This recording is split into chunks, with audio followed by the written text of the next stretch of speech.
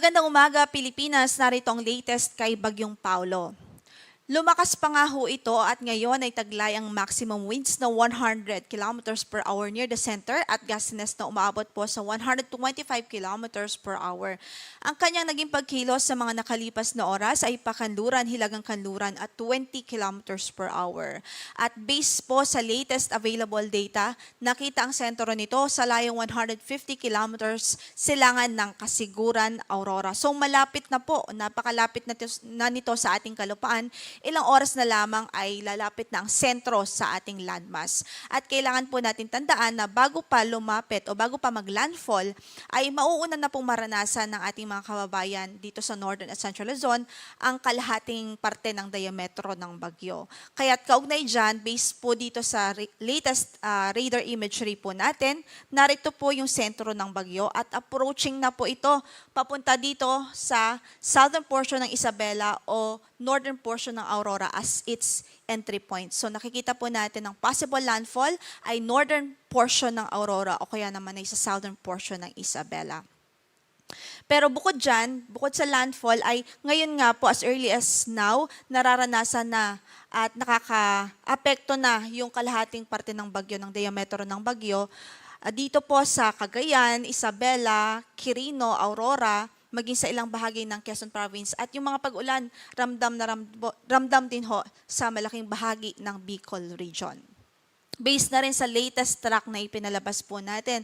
So makikita nga po natin na posible ang landfall nito is ngayong umaga na rin. Today, ngayong umaga hanggang noontime, yung time range ng kanyang landfall at pinapakita din po ng ating mga models na posible po mag-west-northwestward pa rin ang kanyang movement. So tatahakin ito at magtatraverse po ito sa northern Luzon before exiting the landmass. So posible na nasa labas na po siya ng ating kalupaan mamayang hapon o gabi.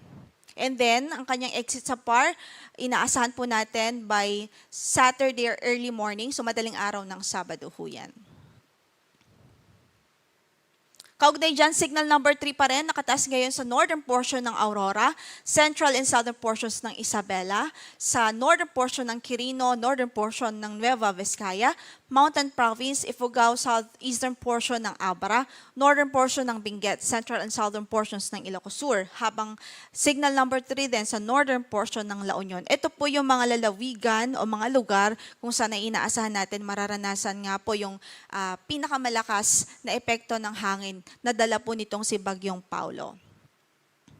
Samantala, signal number 2 naman, dito sa central and southern portions ng mainland Cagayan, rest of Isabela, rest of Quirino, rest of Nueva Vizcaya, central portion of Aurora, northern portion of Nueva Ecija, central and southern portions of Apayao, Kalinga, rest of Abra, rest of Benguet, southern portion ng Ilocos Norte, rest of Ilocos Sur, rest of La Union, northern portion ng Pangasinan. Habang signal number 1 naman sa rest of mainland Cagayan, including Babuyan Islands, rest of Aurora, northern portion of Quezon kasama ng Polillo Islands, Camarines Norte, northern portion ng Camarines Sur, Catanduanes, rest of Apayao, rest of Ilocos Norte, rest of Pangasinan, rest of Nueva Ecija, northern portion of Bulacan, Tarlac, northeastern portion ng Pampanga at northern portion ng Zambales. So sa mga areas na to, malaking bahagi, halos buong northern Luzon po, at halos buong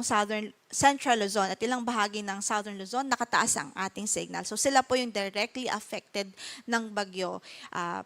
We're hoping na by this time ay nakapag-prepare na po ang ating mga kababayan at nasa safe at matitibay na po silang lugar at establishments para po magkubli at para po sa maprotektahan ng ating mga buhay at properties din ho. Samantala, yung ating weather advisory, in effect pa rin sa araw na ito. At pwede ang 200 millimeters o more than 200 millimeters of rainfall dito sa Isabela, Quirino at maging sa Aurora Province. So widespread na mga floodings ang inaasahan natin kapag ganito karaming pag-ulan ang may experience o nararanasan sa isang lugar. Samantalang 100 to 200 millimeters of rainfall ang inaasahan dito sa Cagayan, kasama na dyan ang Babuyan Islands, sa Apayao, Abra, Kalinga, Ilocos Sur, Mountain Province, Ifugao, La Union, Benguet, Nueva Vizcaya, Nueva Ecija at Pangasinan. So malaking bahagi ng Northern Luzon at maging ilang bahagi ng Central Luzon. 50 to 100 millimeters of rainfall naman ang pwede pong maranasan dito sa Ilocos Norte. Sa Zambales, Tarlac, Pampanga, Bataan, Bulacan, Rizal, Laguna, Quezon, Camarines Norte, Catanduanes, Camarines Sur at maging sa Albay. Dito po sa Kamaynilaan, ang ating forecast sa araw na ito ay maulap at mataas ang tsansa ng mga pag-ulan, especially sa northern portion ng Metro Manila. So, saan man ang lakad natin today, mag-ingat pa rin ho, magdala pa rin ng mga pananggalang sa ulan at magantabay po tayo sa mga rainfall advisory na ipapalabas po ng Pag-asa dito nga po sa Metro Manila.